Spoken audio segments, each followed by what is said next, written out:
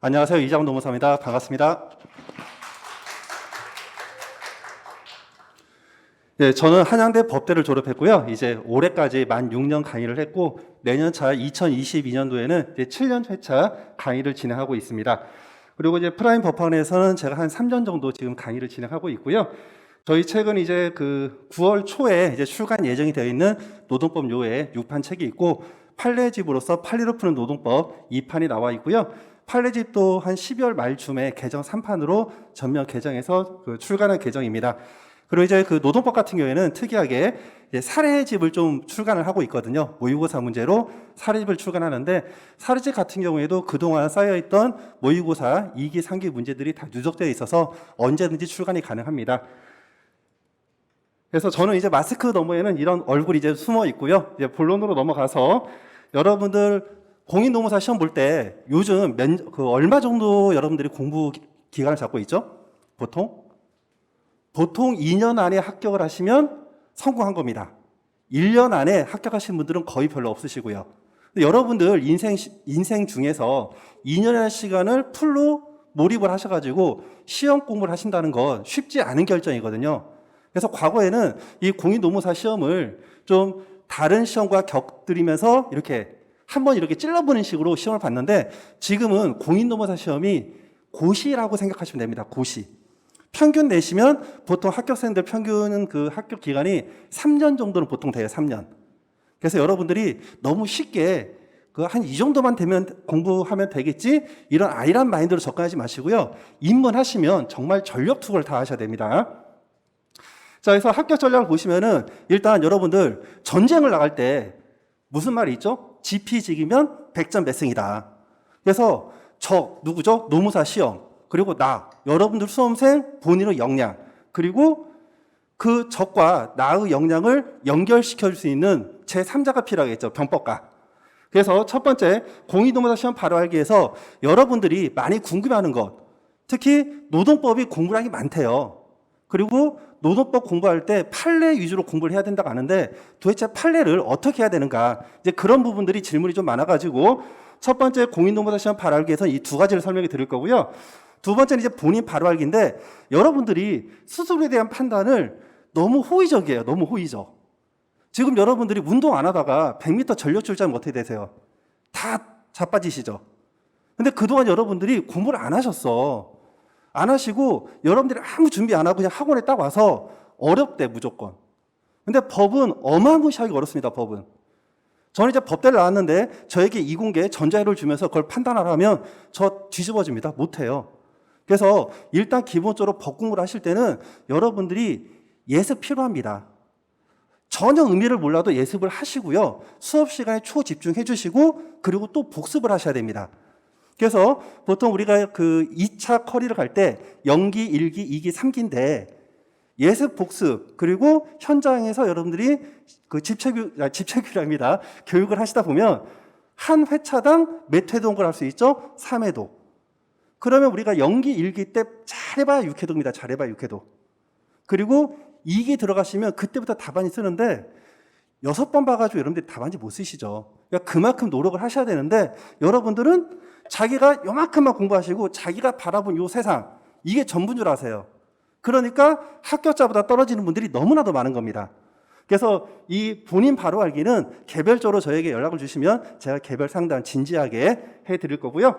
그리고 도우미 바로 알기 여러분들 프라임 법학원 선택하신 거 정말 후회 안 하실 겁니다. 그리고 거기에 노동법을 저를 선택해 주시고 끝까지 믿고 따라가시면 제가 배신 안 때리겠습니다. 자, 그래서 오늘 이 시간에는 노동법 바로 알기, 그리고 판례학습법, 에코학습법, 그리고 제가 올해 30회 때 기출 문제로 찍었던 이제 소위 찍기 신공이죠. 그 부분에 대해서 간단하게 말씀드리도록 하겠습니다. 노동법 바로 알기에서 첫 번째 질문. 노동법 양이 너무 많대요.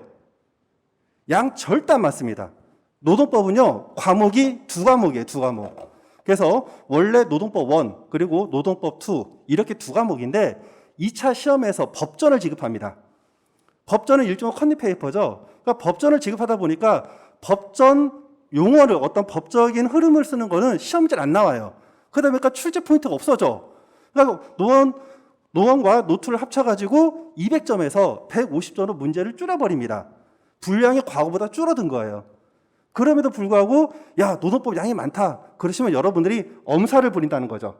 그래서 여러분들 반드시 노동법은 한 과목이 아니고 두 과목이기 때문에 다른 과목과 비교할 때 그 과목에 곱하기 2를 할 때 그때 노동법 분량입니다. 자, 그러면 이 노동법이 어떻게 구성되는지를 보면은 일단 법 규정과 판례로 구성되어 있어요. 그런데 이 법 규정이라는 것은 국가가 어떤 강제를 수반하는 사회 규범이에요. 그리고 이 사회 규범 안에는 추상적인 개념입니다. 그 내용을 디테일하게 여러분들이 이해할 수 있도록 설명을 다 못해요. 그러다 보니까 법적 지식을 갖춘 이제 그 대법원 판사들이 있죠. 이 판사들이 추상적인 법 규정을 여러분들이 그래도 조금이라도 알 수 있도록 구체적으로 그 법 규정을 해석하고 적용한 게 판례인데요. 그 판례를 여러분들이 이해를 못 하시는 거죠. 판례를 일반인들이 이해를 하면 다 법률가가 됩니다. 그래서 여러분들은 노동 법률에 관해서 전문가를 양성하기 위해서 이 판례 공부를 심도 있게 공부를 하셔야 돼요. 자, 그래서 이제 공부 방법이 있는데요. 첫 번째 1차 공부 방법은 일단 여러분들이 법 규정의 OX를 찾으시면 돼요. OX. 그리고 판례 있을 때 그 판례의 결론 부분만 찾으시면 됩니다. 그러니까 1차 공부는 생각보다 굉장히 쉬워요. 그런데 이제 2차 공부를 하실 때 보시면 2차는 판례의 결론이 일단 도출이 되는데 이 결론이 도출되게 되는 근거인 거죠. 여러분들이 누구랑 싸워. 근데 여러분들이 잘못을 했대. 근데 여러분들이 내가 왜 잘못했는데? 왜 내가 져야 되는데? 의문점을 갖고 있죠. 그때 그거를 여러분들이 납득할 수 있도록 설명을 해줘야 돼요. 그게 판례 이유입니다. 그렇기 때문에 2차에서는 이 판례 이유를 여러분들이 다 암기를 하시는데 그게 굉장히 어려운 작업이고요. 그리고 1차 시험에서는 주로 이제 오답형 문제가, 정답형 문제가 나와요. 오답형이나 정답형 문제. 근데 2차에서는 실제 법률 관계에서 발생하는 사실관계를 주고 거기에 대해서 최종 결론을 여러분들이 도출하도록 시험 문제가 출제가 된다는 거죠. 그래서 공부 난이도는요. 1차 공부가 1이라면 2차 공부는 10 이상입니다. 그래서 이 부분을 일단 여러분들이 기억을 해주시고요. 자, 그리고 이제 여러분들이 노동법에 대해서 다른 과목에 비해서 양이 정말 많다 이렇게 오해하시는 부분이 있는데 그거는 이 교재의 체계가 여러 가지가 있기 때문입니다. 일단 1차에서 여러분들이 단답형으로 1차 수험서를 또 봐요. 또 부담스러우신 분들은 1차 객관식 문제를 또 풉니다. 그러니까 1차에서 기본적으로 2번을 봐요. 근데 노1과 노2가 각각 나눠져 있어. 그러니까 총 4권을 보시는 거예요. 1차에서만. 그리고 2차 시험을 가시면 요즘에는 교수님들 기본서를 잘 안 보는데 보통 강사님들 수험서를 봅니다. 기본서의 경우에는 좀 잡다한 법학 일반론적인 개념이 많아요. 그래서 수험서를 보시고 수험서가 끝나고 나면 이제 판례집을 보고 판례집이 끝나면 실전 모의고사로서 사례집을 봅니다. 그러니까 보는 책이 너무 많다라는 거지. 근데 이 수험서는요. 논점별로 관련 법령 그리고 이 논점별 판례 요지를 쭉 나열하는 거고 판례 같은 경우에는 대법원에서 사실관계를 주고 이 사실관계에 대한 최종 결론을 도출하는 대법원의 사고 흐름을 나타내는 거고요. 그리고 사례집의 경우에는 실제 이 판례집에 있는 문장을 그대로 쓰면 시험 떨어집니다. 그래서 여러분들의 창의적인 사고나 주관을 가지고서 법적 체계로 남을 설득시키는 답안지를 만드셔야 돼요. 그래서 여기서는 답안 양식으로 노동법에서는 논점 정리하고 그리고 사항 검토분이 굉장히 중요한데 이 부분을 좀 멋들어지게 써가지고 여러분들이 공부를 하시는 거예요. 그러면 여기에서 보면 책 교재는 다 다르지만 지금 보시면 판례가 전체 교재의 거의 80% 이상을 차지합니다. 판례 법리만. 그러니까 보는 책은 되게 많은데 여러분들이 실제로 판례만 잡으시면 다 끝나는 거예요. 그러면 예를 들어서 내가 수험서를 봤다. 그러면 나머지 판례집이나 사례집은 여러분들이 그냥 이거구나 하고 넘어가시면 되는 거예요. 여러분들 법률에 관련된 서적에 여러분들이 논술력을 높일 수 있는 내용들은 없어요. 논술력은 여러분들이 직접 높이는 겁니다. 그래서 실적으로 노동법이 제가 수업할 때 어느 정도 분량이냐면 일단 GS 연기하고 일기 때는요. 제가 판례 암기 자료를 드릴 겁니다.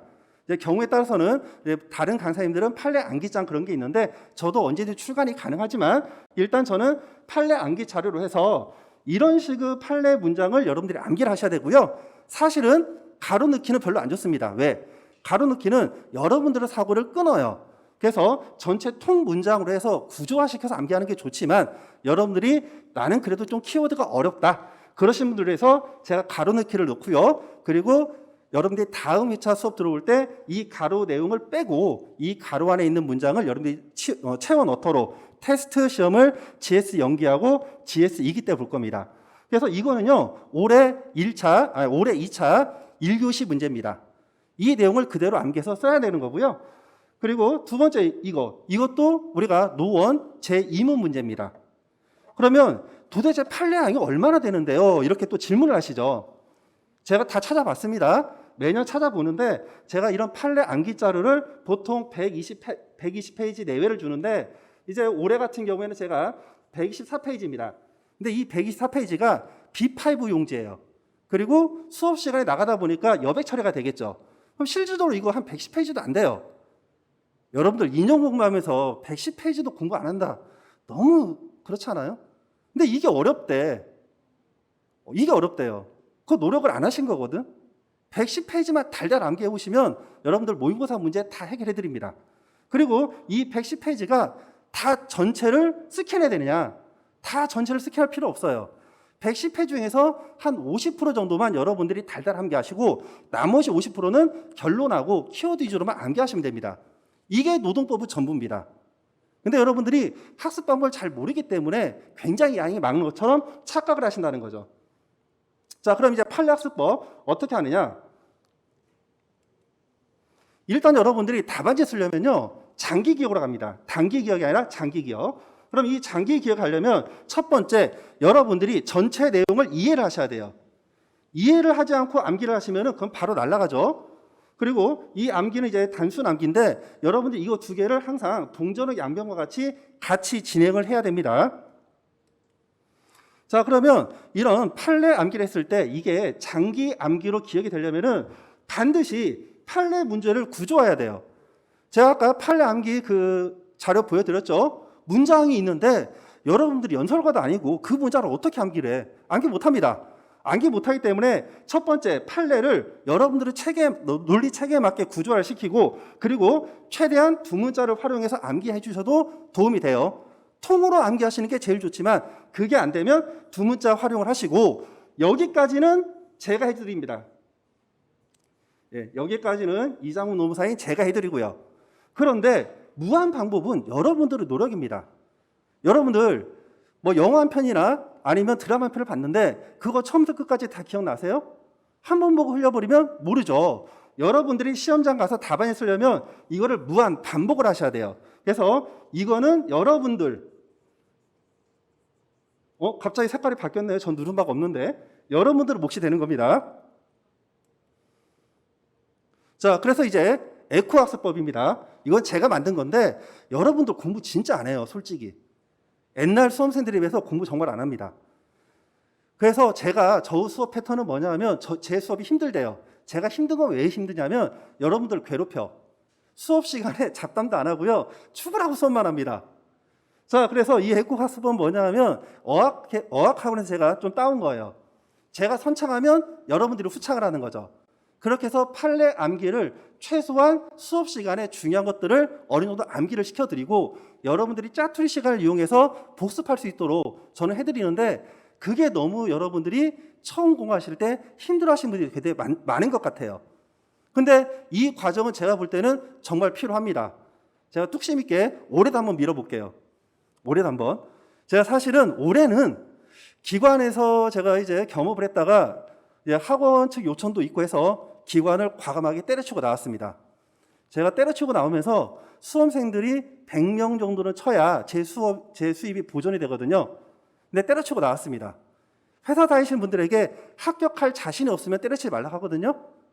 그건 무슨 말일까요? 여러분들이 저를 선택하시면 다 합격시켜드릴 자신이 있기 때문에 때려치고 나왔거든요. 그러니까 믿고 따라오시면 되겠습니다. 한번 여기 여러분들 2분만 시간 내볼게요. 2분만. 여러분들이 혼자 집에서 공부하시면 1시간 내로 이거 암기 못해요. 우리가 직장 다니시는 분들은 회사에서 언제든지 잘릴 위험이 있죠. 근데 내가 회사에서 잘렸을 때 이게 부당한지 정당한지 이걸 확인을 하셔야 돼요. 그래서 이 첫 번째 근로기준법 23조 제1항을 보시면은 이런 게 있어요. 사행자는 근로자에게 정당한 이유 없이 해고하지 못한다. 이게 법 규정이에요. 그럼 1차 할 때는 이것만 보면 돼. 근데 2차 할 때는 이제 어떻게 되죠? 여러분들 사행자가 누구예요? 근로자가 누구고 정당한 이유가 뭔지 모르잖아요. 그러니까 여기에 관련돼서 판례가 구체적으로 다시 서술해 주는 거고요. 그 내용들을 여러분들이 암기를 하시는데 지금 여기는 해고 정당성이니까 저는 여기 정당한 이유를 보겠습니다. 그래서 이 정당한 이유는 판례 법리에 따를 때 사회통념상 고용관계를 계속할 수 없을 정도로 사용자에게 책임 있는 사유가 인정되는 경우 이렇게 되어 있거든요. 그러면 이거 암기 안 되잖아. 그래서 제가 두 문자를 만들어 드립니다. 사, 고, 개, 근, 책 이렇게 사고개근책. 그래서 이 두 문자를 이제 여러분들이 사고개근책인데 이 사고개근책 의미 없는 두 문자는요 외계어고 더 헷갈려요. 그래서 저는 두 문자를 만들 때 원칙이 유치하더라도 스토리 있는 두 문자를 원칙으로 합니다. 자, 여러분들이 이제 설명이 끝나면 노동법 책 사시죠? 책을 사시면 매일매일 개근해서 책을 가지고 공부를 하십시오. 사고개근책. 속을 한번 따라해 보세요. 사고개근책. 자, 여러분들 눈빛을 보니까 저 혼자 하는 것 같아. 그러니까 제 수업이 어렵대요. 근데 여러분들 시간은 돌이킬 수가 없어요. 거짓말이 아니에요. 지금 한번 따라해 보세요. 사고개근책 속으로. 사고개근책. 이렇게 딱 하고 사회통념상 고용관계를 계속할 수 없을 정도로 근로자에게 책임 있는 사유가 인정될 때 해고 정당한 사유가 인정된다. 이걸 수업 시간에 제가 여러 번 반복해 드릴 거고 여러분들이 집에서 복습을 하셔야 됩니다. 그러면 우리가 여러분들 요즘 프로 중에 재밌는 거 있죠. 꼬꼬무. 법은 꼬꼬무예요. 꼬리에 꼬리를 물고 논리가 흘러갑니다. 그러면 사회통념상 고용관계를 계속할 수 없는 경우가 언젠데요? 모르잖아. 그러니까 판례가 다시 여기에 대해서 구체적인 판단 기준을 주는 거죠. 그래서 여기를 보시면은 사행자의 사업 목적과 성격 그리고 사행자의 사업장의 여건, 근로자의 지위 및 담당 직무 내용 그리고 비행의 동기와 경위, 이로 인하여 기업의 위계 질서가 분해될 위험성 등 기업 질서에 미치는 영향, 과거 근무 태도 자 이런 것들을 종합적으로 해서 판단한답니다. 근데 이걸 다 암기하셔야 돼.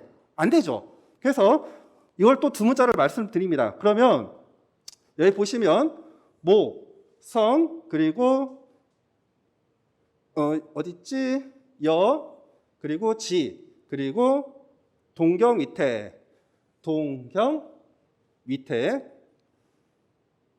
위험성, 위태 이렇게 하는 거죠. 그래서 이 두 문자를 완성하면 여기 보시면은 목성, 여지, 동경, 위태입니다. 제가 썰렁한 두 문자이긴 한데 이제 한일 관계가 좀 악화가 돼가지고요. 우주 시대에 우리나라가 목성에서 레이저 기지를 하나 만들어 놓습니다. 그래서 목성에서 일본 열도에 레이저를 뿅 쏴요. 그럼 일본 열도는 피할 여지가 없습니다. 그래서 레이저 한 방 맞죠? 그러면 동경이 침몰될 위험에 있는 거죠. 위태롭게 됩니다. 그래서 목성, 여지, 동경, 위태. 그러면 목성, 사업의 목적과 성격, 그리고 여, 사업장의 여건, 지, 근로자의 지위 및 담당 직무 내용, 그리고 동경, 이런 비행위가 일어나게 된 동기와 경위, 그리고 위, 기업의 위계 질서가 말이 꼬여요. 죄송합니다. 기업의 위계 질서가 분리된 위험성 등 기업 질서에 미치는 영향, 과거 근무 태도. 자, 이런 것들을 제가 수업 시간에 연기 일기 때는 에코학습법으로 여러분들과 같이 다 암기를 시켜드립니다. 그래서 여러분들이 따라만 오시면 1년 안에 제가 노동법 다 60점 이상 맞춰드리겠습니다. 자, 그래서 이제 강조 논점인데요. 그래도 많다. 그러면 제가 매년 이렇게 기출 분석표를 말씀드리는데 매년 제가 이제 적중을 합니다. 제가 지금까지 6년 동안 놓친 논점 하나가 작년에 나왔던 노래방 실무 관련된 노래방 사건 하나는 제가 솔직히 놓쳤습니다. 그거는 수업 시간에 하긴 했는데 이제 모의고사는 안 됐습니다. 근데 매년 제가 여러분들 GS 3기 끝날 때 문제를 찍어드려요. 근데 이제 소위 찍기 신고를 하는데 대부분 일타 강사님들은 모든 문제 다 찍습니다. A급, B급, C급으로. 근데 표 보시면 알다시피 크게 많지 않아요. 그래서 노원, 노투 각각 한 20개, 한 25개로 보통 평균을 하고요. 합치면 50개 내입니다. 이 안에서 C급도 별로 없어요. A급하고 B급하고 C급은 혹시 모를 부르타 몇 개 해서 다 적중을 시켜드립니다. 그래서 직장 다니시는데 공부 양이 좀 안 된다. 그러면 어쩔 수 없이 찍어서라도 제가 공부할 수 있도록 여러분들에게, 아이고, 요거 넘어갔다. 노트에서도 거의가 아니라 올해도 다 적중을 했습니다. 책에 있는 모든 논점을 찍어드리지 않아요. 출제 가는 것만 뽑아가지고 여러분들에게 말씀을 드립니다. 여러분들 합격하기 위해서 2년 이상 공부하시는데 논점별로 과목당 20개에서 25개 그거 암기 못하십니까? 제 수업 들으시면 다 암기시켜 드리겠습니다. 그러면 여러분들 오늘 만나서 반갑고요. 노무사 시험 꼭 필합하시기 바랍니다. 감사합니다.